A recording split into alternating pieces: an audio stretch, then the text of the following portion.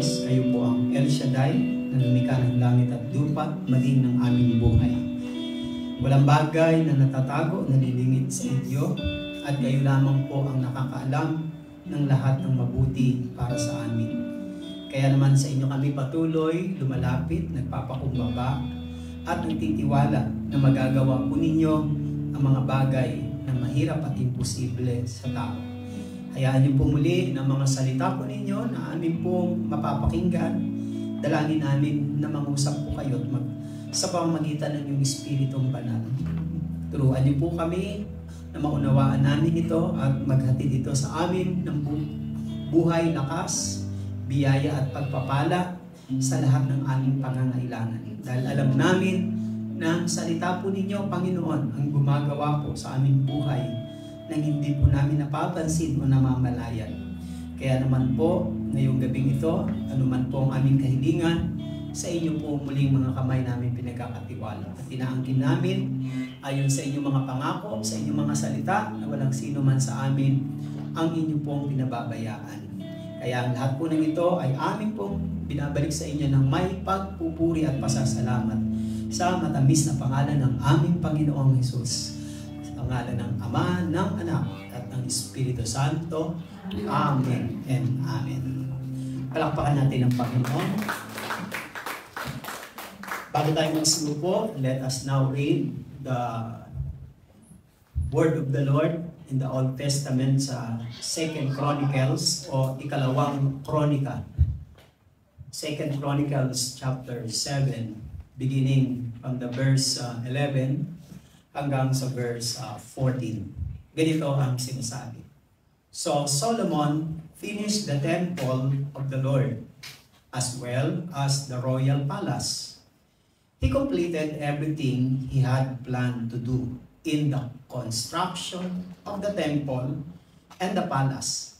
Then one night the Lord appeared to Solomon and said, I have heard your prayer and have chosen this temple as the place for making sacrifices.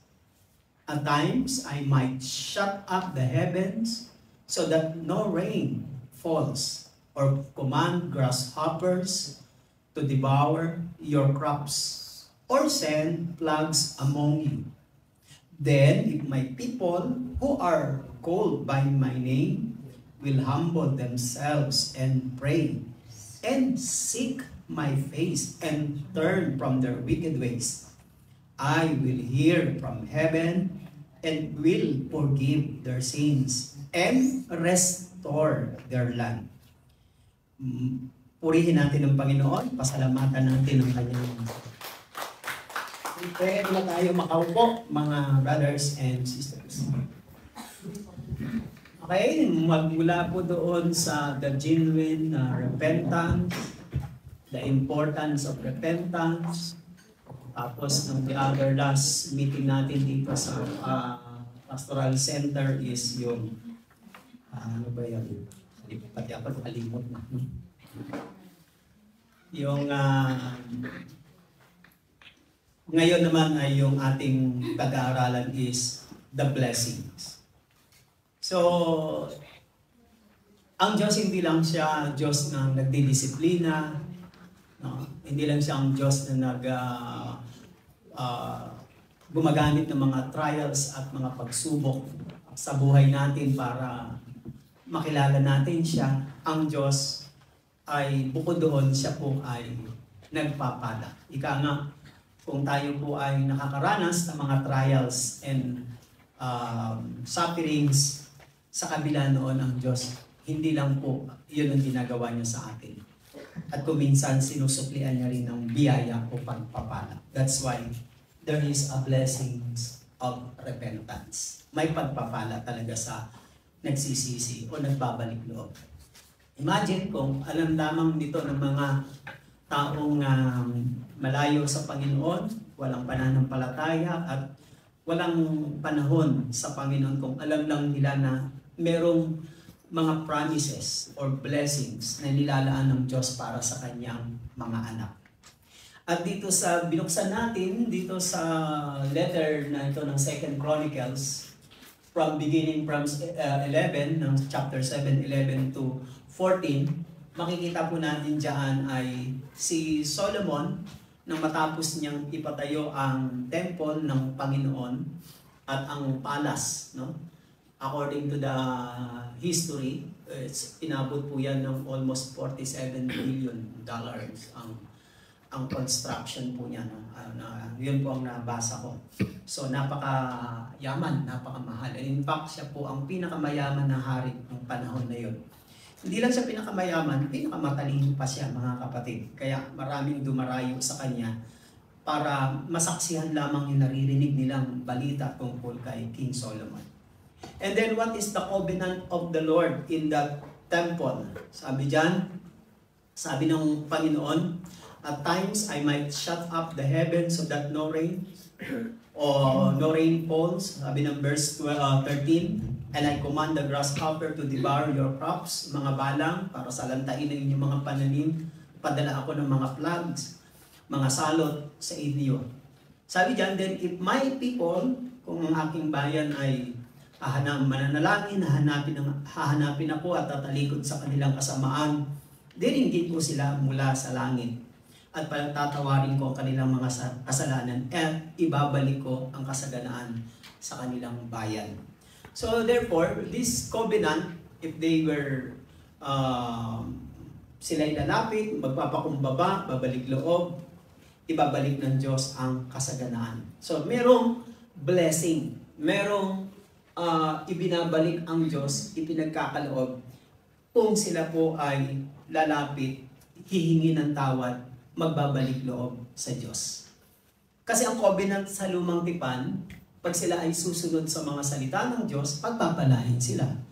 Pag sila ay susuway sa inuutos ng Diyos, parurusahan sila. Ibig sabihin, padadalhan sila ng mga salot sa kanilang lupain. That's the condition of covenant sa lumang tipan. I will bless you if you obey my commands, and I will curse you if you disobey my commands. Ang laki po ng pagkakaiba niyan sa panahon natin ngayon. Sa panahon natin, iba ang covenant ng Diyos. Ang Diyos, sabi niya, I will bless you so that you will obey my commands. Malaking pagkakaiba yun. Blines na kita, kaya sundin mo na ang aking mga utos. Yung sa lumang tipan, sumunod ka muna para pagpalain ka. Sa atin, pinagpala muna tayo para sumunod. The reason why we come to the Lord and we confess to Him if we committed sins is because yung blessing niya na nararanasan natin in spite of blessings. Ang nagdala sa kalibugang anak kung bakit siya bumalik sa kanyang tatay. Kasi ang bait-bait ng tatay niya eh. Napakabuti ng kanyang tatay. Hindi siya kinondem, hindi siya sinisi, hindi siya ipinagalitan, hindi siya nakarinig ng masasamang salita. Sabi niya, babalik ako sa tatay ko. At sasabihin ko, nagkasala ako sa Diyos at nagkasala rin ako sa inyo. At tinanggap siya ng kanyang tatay at pagkatapos, lahat ng nawala sa kanya nung umalis siya sa tahanan nila, ay binalik din ng kanyang tatay. So there is a blessings of repentance. Okay? Isa-isahin na po natin ngayon, mga kapatid, para mahabol natin. The blessing of repentance, first, repentance brings joy. Amen? Ang ganda po niyan. Yan po ang first and foremost na makikita natin. Repentance brings joy. Bakit nga ba joy, mga kapatid, ang dala niyan? Repentance brings joy. Sabi ng Luke 15 verse 7, I say to you that likewise, there will be more joy in heaven over one sinner who repents than 199 just persons who need no repentance. Yung portion na ito ay galing po doon sa shepherd na nawalan po siya ng isang tupa. Noon, basta isang pastol ay meron siyang aalagaan na 100 na sheep. One shepherd, there must be 100 of sheep na kanya pong hahawakan at aalagaan. Eh nawala yung isa. Nang mawala yung isa, nag-alala siya kasi magre-reflect yun sa kanya na careless siya, at maaring siya po ay hindi pwede ng pagkatiwalaan. Kaya masugid niyang hinanap. Nang hinanap niya ito, nang matagpuan niya ito, sabi po ng Bible, siya po ay nagalak. Nag-rejoice po siya nang ito'y kanyang matagpuan. Ang sabi po doon is, the joy of the person who does the finding. Tayo po, di ba, pag meron pong bagay na nawawala sa atin, mga importanteng gamit, no? Yung mga pang day-to-day na ginagamit natin, yung mahalaga na kapag wala yun, parang kulang yung kilos, trabaho at galaw mo kapag wala yung gamit na yun. Pag natagpuan mo, dahil importante, noong unang nararamdaman mo, sumasaya ka. Okay? Sumasaya ka kasi natagpuan mo eh. Pag yung mga gamit natin na mahalaga sa atin at nawawala, yung mood natin nasisira na rin, di ba? Nawawala na tayo ng mood, hindi na tayo makakilos, makagalaw ng confident kasi yung may mga bagay sa gamit sa buhay natin na part of our daily routine. Kaya pag nawawala yon, hindi tayo masaya, malungkot tayo. Pero kapag nakikita natin ng mahalagang bagay sa buhay natin, sumasaya tayo. That's the feeling of the one who does finding ng mga bagay na nawawala. The joy of the person who does the finding. Then it is certainly na yung kagalakan sa puso ng isang taong matagpuan. Diba? Kapag atin pong, sabi dyan ng Luke 15, verse 5, dyan din sa kasunod na verse na yan mga kapatid. Sabi dyan is, and when he has found it, yung shepherd, pag natagpuan niya na, then he lays it on his shoulders, rejoicing. Ang magtataka ka dyan, meron pa siyang 99 na mga sheep, isa lang nawala, bakit hindi na lang pabayaan yung isang nawala? Meron pa siyang 99, hindi pa siya lugi nun. Hindi po kasi pinagbabasihan yung dami, ang pinagbabasihan ay yung kahalagahan ng isa.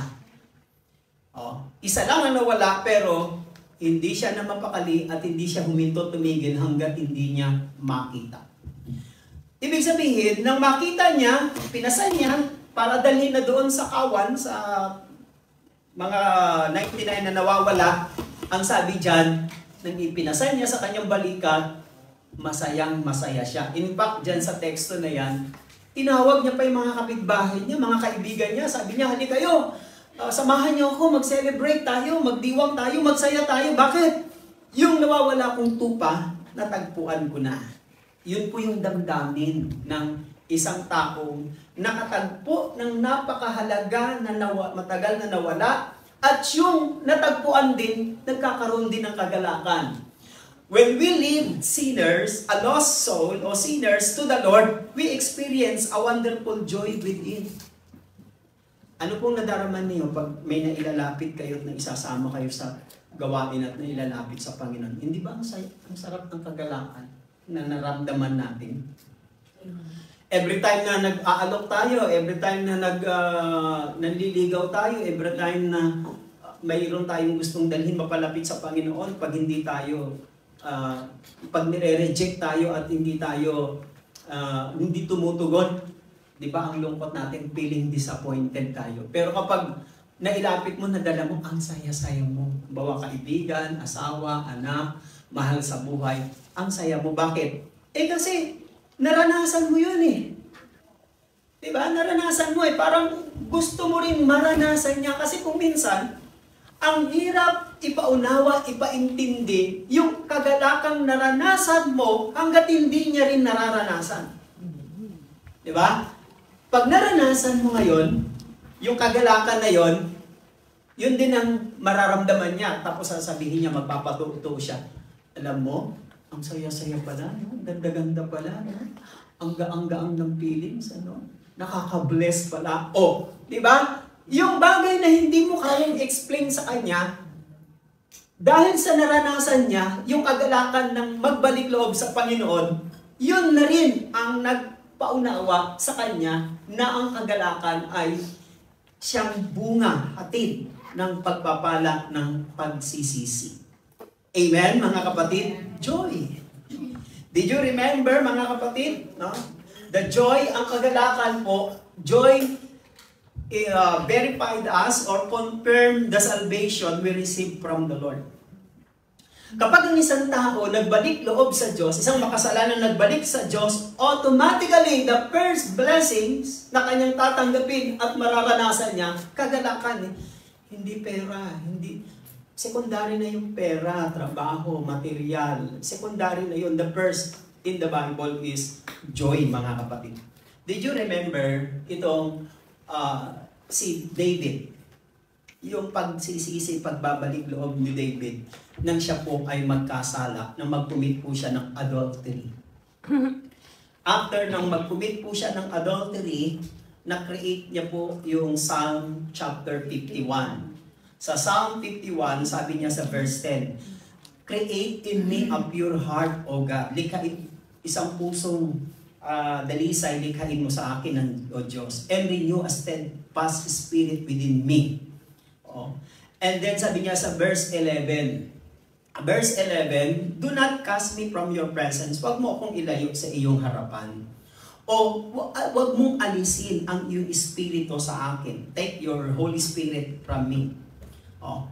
Sabi niya sa verse 12, "Restore unto me," or restore to me the joy of your salvation. Nakapansin niyo po yung salitang joy? So the fruits of or the blessings of repentance is joy. Kasi pag naligtas ka, na nagsisikat, nagbalik loob ka sa Diyos, ang una mong mararanasan sa buhay mo, yung kagalakan na hindi kayang ibigay ng material things. Oh.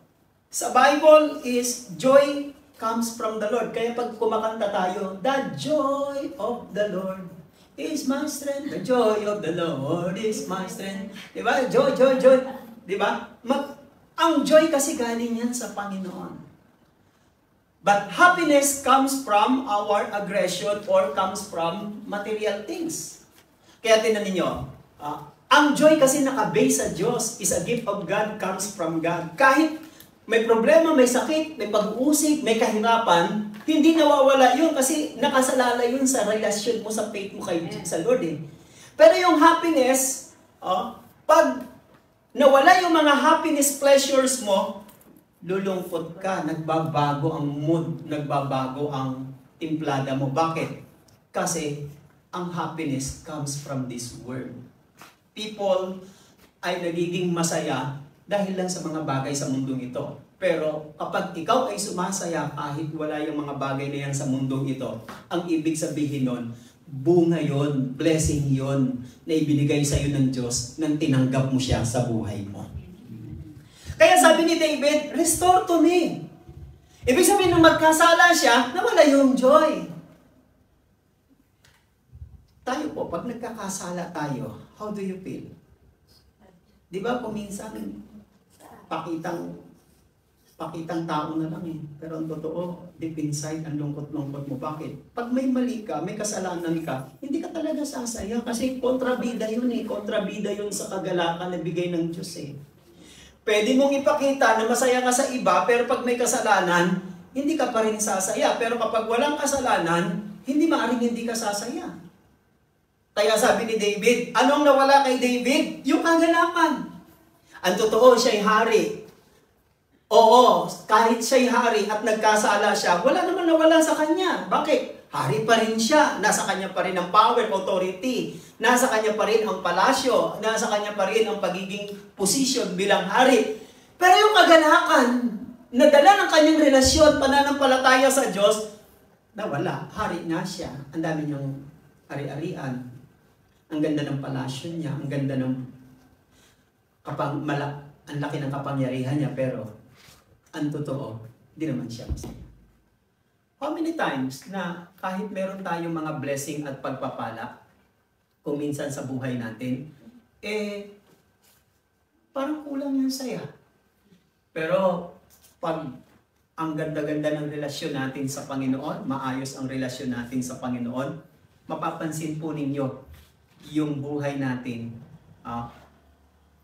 magkakaroon ka ng kapanatagan at magkakaroon ka ng kapayapaan sa buhay mo. Kasi binabalik ng Diyos ang kagalakan kapag tayo po ay nagsisisi at nagbabalik loob. Kaya yung mga taong nagsisisi, nagbabalik loob, sila po yung mga taong masasaya. Amen? Paki-on mo yung power ng ano, yung isang, yung nasa baba, paki-on mo yung receiver, paki-on mo yung power. Yung receiver, yung baba. Yan yung sa baba, yung receiver, on mo. Yan. Okay? Pangalawa, mga kapatid, pangalawa is the blessing of repentance is, second is, repentance brings refreshing. Sino po mga mahilig ng mga refreshment? Sino po mahilig tara, mag-refresh tayo? Yan, yung mga mahilig magpalamig. Oh, now, sabi ng aklat ng books of Acts chapter 3, verse 19. Repent, therefore, sabi ni Saint Peter, nang siya po ay nangaral ng pagkatapos ng kanilang karanasan ng Pentecost. Sabi ni Peter, repent, therefore, and be converted. Tinan nyo repent, tapos ang kasunod, be converted. That your sins may be blotted out, para pawiin, mabura ang inyong mga kasalanan, so that times of refreshing may come from the presence of the Lord. Ang ibig sabihin dyan, upang ang kaginhawaan ay dumating sa presensya, na hatid ng presensya ng Panginoon. Dalawang bagay ang pwede natin makita dyan sa refreshing na yan, na word na yan, ng verse 19 ng Acts, verse 19. Unang, mangyayari. Two things are happening to a sinner when he repents to God. Una, sin is blotted out. Mga kapatid, alam niyo po ba? No power, no riches, no education, no money or even fame can forgive sins. Ano makapagpapatawad sa kasalanan ng tao? Wala. Kahit na mga matatalinong scientist ngayon, wala silang ma-i-invento na makapagpapatawad, makakapagpalinis sa kasalanan ng tao. Wala. Kahit sino pa yung pinakamahusay gumawa ng detergent bar o Clorox or mga antiseptic o ano pa man na mga mga dishwashing o cleaning agent na yan. Sabi daw matatanggal daw yung mansa, matatanggal yung ganun. Hindi mansa matatanggal, mabubutas yung damit nyo. Walang makapangyarihan sa mundong ito, galing sa mundo, na can blot out o can wipe out the sins of men. Wala. Mga kapatid, ang pwede lang makapagpatawad ng kasalanan na makapagpalinis sa atin, ang Diyos. Bakit? Kasi ang Diyos lang ang makagagawa ng kapatawaran ng ating kasalanan. In fact, when you are forgiven, it is a blessing na po yun eh.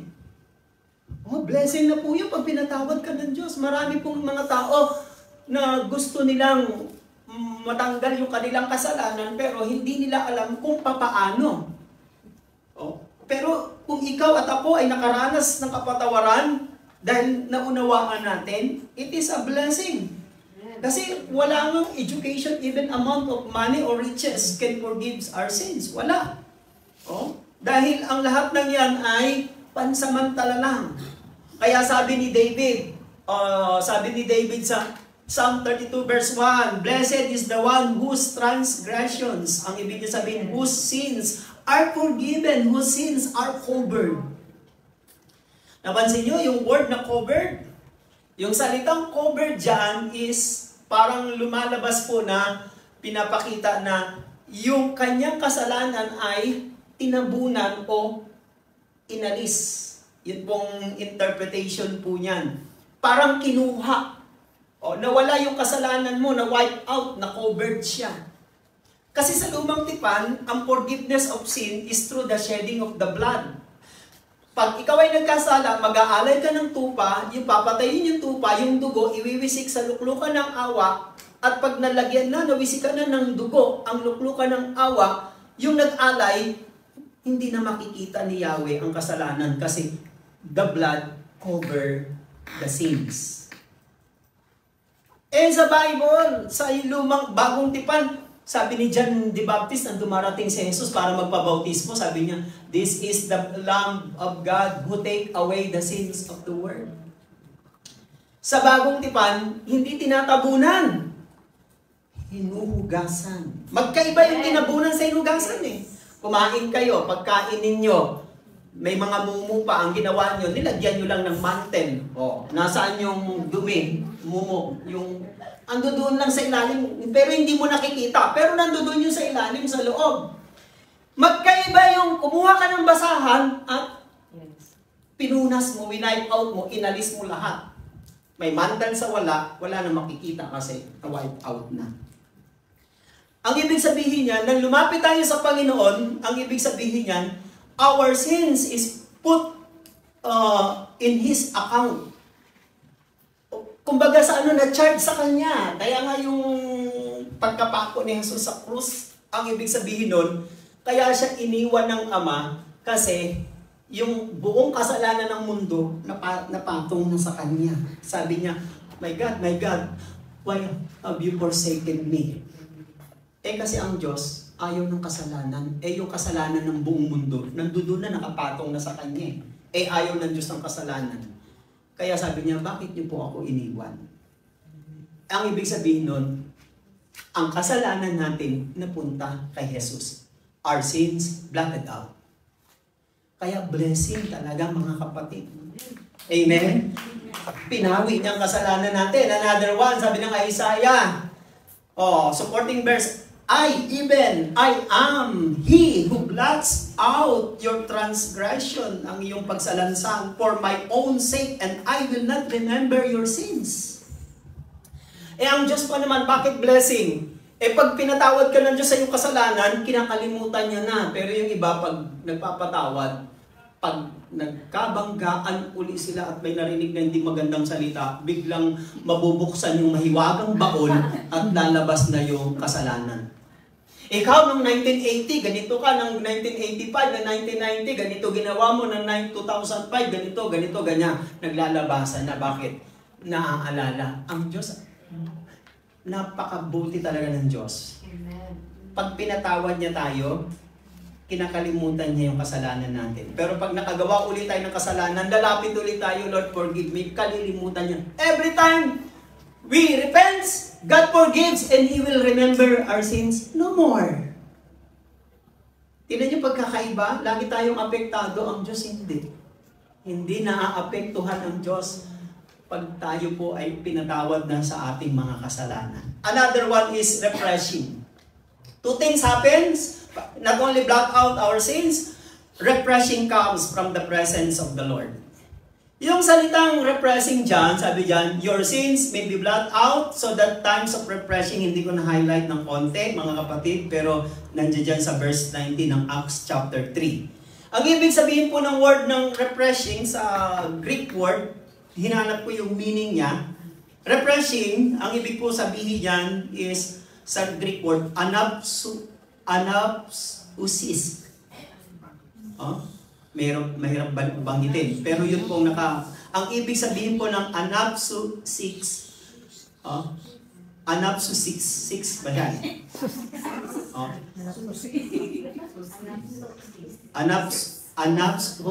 Anapsusis ang tawag dyan. Ang ibig sabihin yan, a recovery of breath.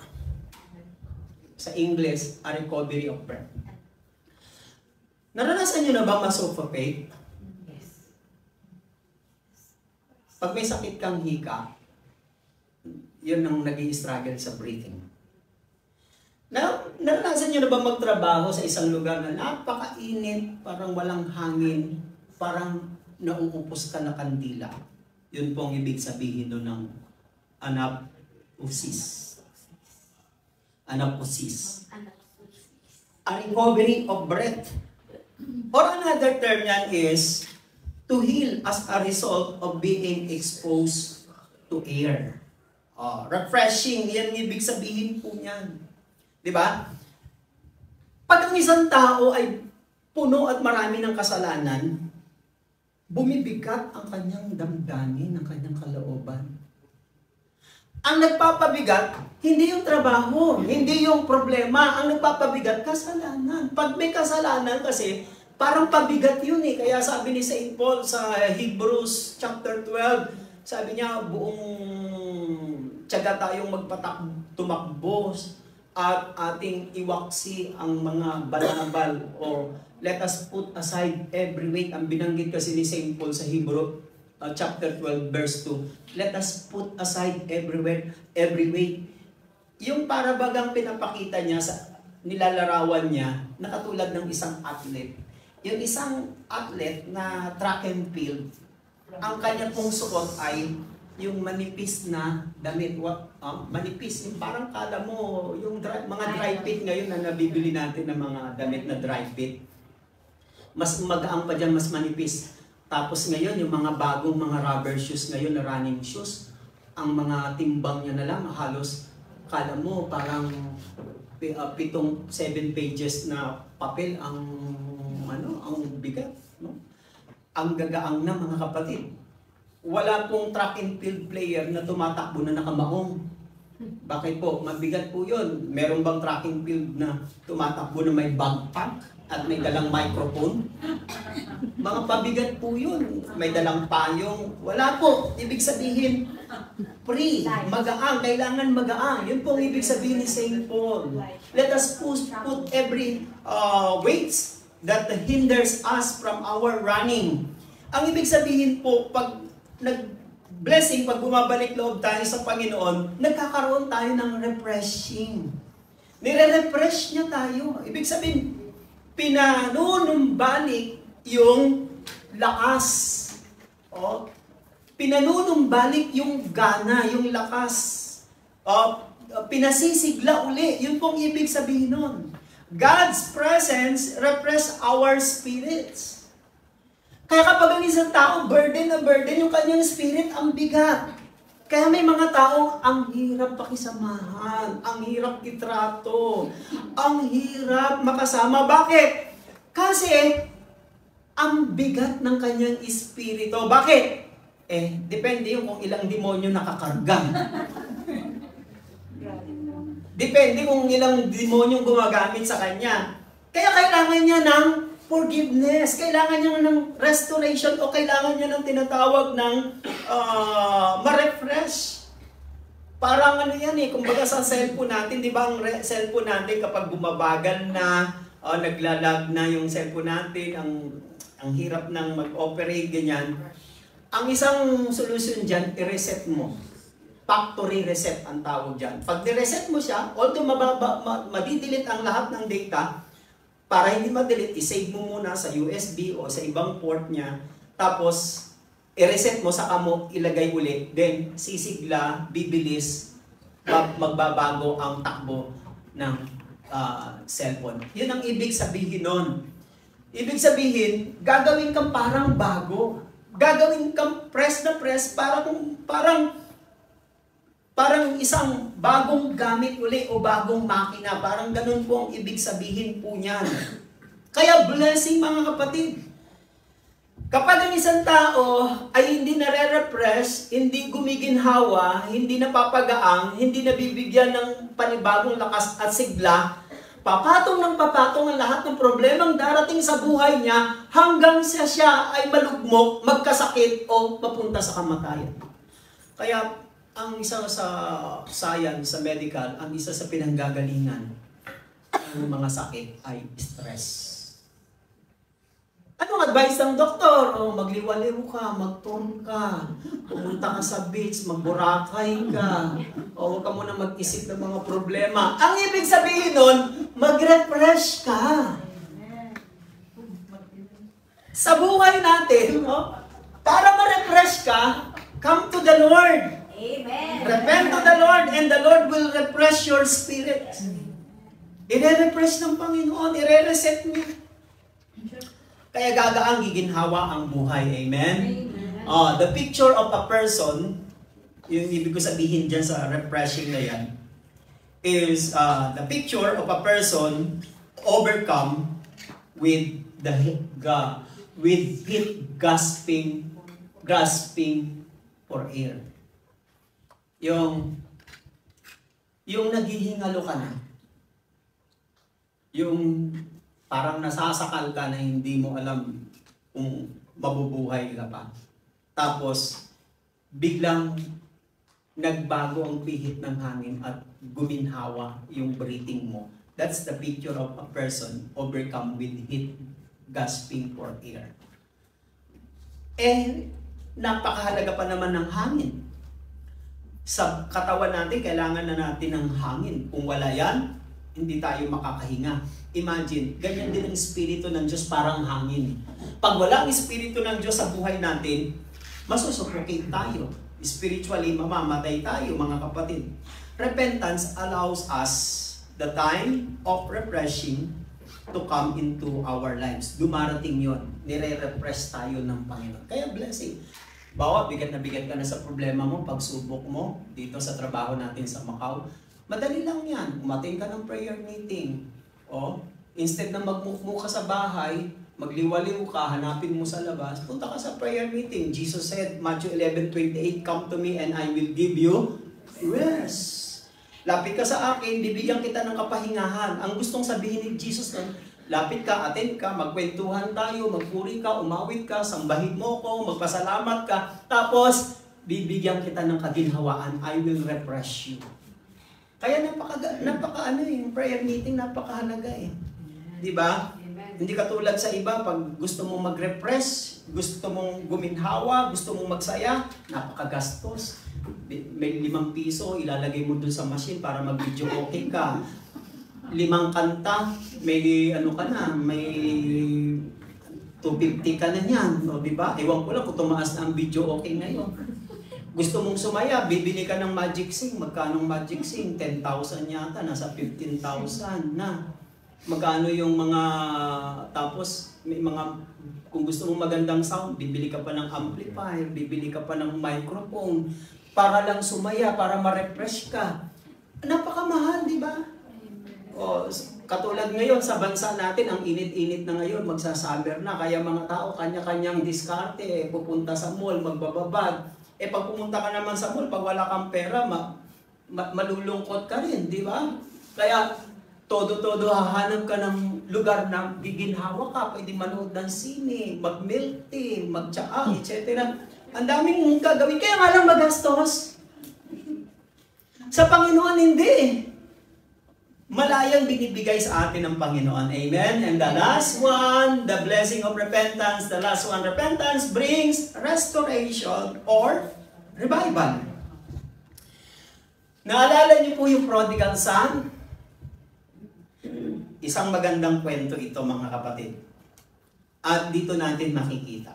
Diyan sa covered ng verse na yan, ng Luke 15:21-24, itong lalaking ito, na bunsong anak, sabi niya sa kanyang sarili, "Ama, patawarin niyo ako, nagkasala ako sa inyo, at nagkasala ako sa Diyos, at nagkasala rin ako sa inyo." Bumalik na siya, ang story nitong covered ng verse na yan, bumalik na siya sa tahanan ng kanyang ama, dala-dala niya na yung kanyang pagsisisi. Ibig sabihin, buo na ang isip niya at alam niya na kung paano siya magko-confess, magsisisi sa kanyang kasalanan. Sabi niya, "Nagkasala ako, I have sinned against heaven and against in your eyes," sabi niya. "I'm no longer to be called your son. Gawin mo na lang akong katulad ng mga alila natin." Mayaman sila, marami silang katulong, marami silang utusan. But the father said to his servants, "Dalian nyo.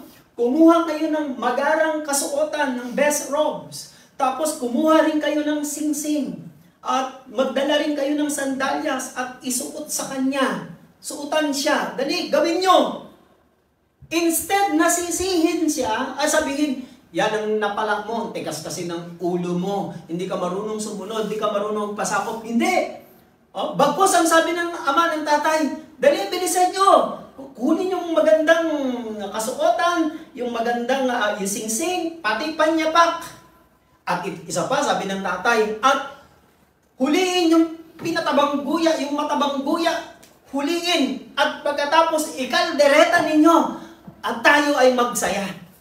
Yun ang sabi doon. Sabi sa verse 24, for this my son who was dead, he was lost, and now he is alive. He had gone away from me, lumaya siya sa akin, at ngayon bumalik siya, and they were full of joy. Yun ang pagkasabi dyan sa verse na yan. Nagsaya sila, yung tatay, ang saya-saya. Pati yung mga alipin katulong, ang saya-saya nila. Ang nalungkot yung matabang guya. Alam niyo kung bakit siya nalungkot? Kinatay siya eh. Hindi, yung eldest brother ang nalungkot. Now, what happens there? Lumayas, kinuha yung mana, pamana niya, nilustay, inubos, bumalik, pero binalik sa kanya. Pagbalik niya, wala na siyang magarang damit. Nung umalis siya, ang brand ng mga damit niya, Benz, Mosimos, o kaya Levi's. Pag uwi niya, ukay-ukay na lang. Buti yung ama, ang daming branded ng mga damit, best robe, isinuot sa kanya. Wala na rin siyang singsing kasi nabenta niya na rin sa sobrang hirap. Kasi sa mga mayayamang pamilya, yung anak lang ang may singsing, yung mga slave, mga alila, walang singsing. Sign yon na yung ikaw ay sonship, ikaw ay anak. Umuwi siya, wala na siyang sandals. Nakapaan na lang siya, kaya dali niyo ang sandals, sinuotan siya ng sandals. Yung lahat ng binalik sa kanya, bagamat hindi na siya karapat-dapat, pero sa ama, karapat-dapat pa rin siya at ibinalik sa kanya yung karapatan niya bilang anak. We are like sinners, just like prodigal sons. Pag tayo'y napapahiwalay sa Diyos at niyayakap natin ang kasalanan, maraming nawawala sa atin na karapatan na ibinigay ng Diyos. That's the power of sin. Kung may power ang pag-ibig ng Diyos, may power din ang kasalanan. The power of sins is destroy all our rights, privilege as a son of God. Pero pag nagsisi, nagbalik loob, binabalik, nire-restore. That's why repentance blessing is restoration or revival. Binabalik. Walang nawawala sa isang makasalanan na nagbalik loob na hindi ibinabalik ng Diyos. Binabalik ng Diyos. Hallelujah. Ang gandang blessing na ito, binabalik ng Diyos. Yung hindi kayang gawin ng mundo, revival defines us an awakening of men to their spiritual concern. Kaya itong lalaking ito, pagbalik niya, nagising na siya, namulat na siya sa kanyang spiritual concern. Nakita niya na ang kanyang kamalayan at pagmamalasakit sa biyaya, sa blessing ng kanyang tatay. Not only that, revival is defined as a renewed seal. Ibig sabihin, panibagong sigla. Kaya kita ninyo, dapat ang mga taong nakakaranas ng blessing ng kapatawaran ng Diyos, sila yung mga taong masisigla. Bakit? Kasi wala na yung bigat eh. Wala na yung curse eh. Wala na yung kasalanan eh. Kaya ang sarap maglakad ng isang taong free from sin, free from burden, free from curse, free from all kinds of troubles. Ang sarap. Daig mo pa mga mayayaman pag naglakad ka sa labas ng ikaw ay parang masiglang-masigla. Repentance brings restoration and opens the door of blessings in our lives. Diyan papasok yung verse natin kanina sa 2 Chronicles. Ang sabi diyan, pag bumalik loob kayo, nagsisi kayo, nagpakumbaba, diringgin ko kayo, and I will forgive you your sins and restore their land. Kita yung salitang restore? Ibabalik ko ang kasaganaan, pagpapala sa inyong bayan. Ang tinatawag dito is national repentance. Pero, hindi lang national repentance ang gustong sabihin dito ng Panginoon. Gusto niya rin sabihin ng individual repentance. Kung naniniwala ka na ang Diyos ang nagbabalik ng nawawala sa iyo, hindi ka manghinayang bumalik loob sa Kanya. Magpatuloy at iwan ulit. Iwan na ang dating buhay, ang dating kasalanan. Pag nagsimula ka ng lumakad sa Panginoon na may bagong buhay ka na mga kapatid, doon mo lang mai-enjoy ang iyong buhay Kristiyano because naranasan mo ang kasalanan at naranasan mo ang blessing na ibinabalik ng Diyos pag nagsisisi at nagbabalik. Kaya, ibig sabihin, ang pinakamasasayang tao sa buong mundo dapat ay yung mga taong nasa Panginoon nagbalik loob at nasa Panginoon nabubuhay at nagpapatuloy. Sila dapat ang masasaya. Amen? Hindi tayo dapat alipin ng kalungkutan, alipin ng mga regrets, alipin ng mga hatred, jealous or envy or strife. Bakit? Hindi na kasi yan ang katangian ng mga taong nagrepent. Ang katangian ng mga taong nagrepent, they are free. Malaya sila. Hindi sila malaya para gumawa ng kasalanan, malaya silang mabuhay sapagkat ang Diyos ang nagrepress, nagbalik at ng kanilang bagong buhay at bagong sigla. Amen? Tumayo po tayong lahat. Let us all stand. Panginoon, salamat po ng marami sa inyo sa mga salita pong pinagkaloob niyo po sa amin, the blessings of repentance. Thank you, Lord, for this is a great privilege to us na maranasan po namin, Panginoon. Nung una, hindi po namin ito maunawaan o maintindihan kung kaya hesitate kaming lumapit sa inyo at magpakumbaba at isuko ang aming buhay.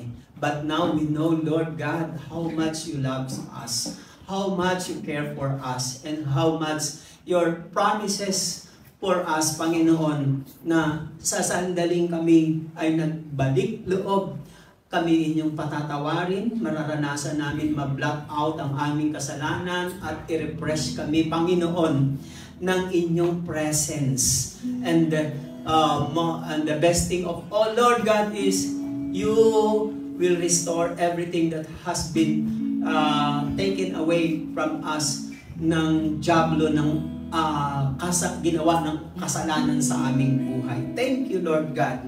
We have now a privilege. We have now a right, meron kaming karapatan, and we have now the power to claim, para angkinin, hingin ang lahat ng mga biyaya at pagpapala na nararapat sa inyong mga anak. We are no longer living as a slave by sins, but we are living by your grace and by your love and mercy. Pagpalain po ninyo ang lahat ng aming mga prayer requests, lahat po ng aming gifts and offering, ang aming trabaho, ang aming employer, ang aming buong pamilya. Lord, may your divine guidance and protection be upon them, and bless niyo po kami dito sa bansang ito na maging maluwalhati ang inyong dakilang pangalan. Lahat po ng ito ay aming samudalangin sa pangalan ni Jesus, sa ngalan ng Ama, ng Anak at ng Espiritu Santo. Amen and Amen. Let's give thanks to the Lord.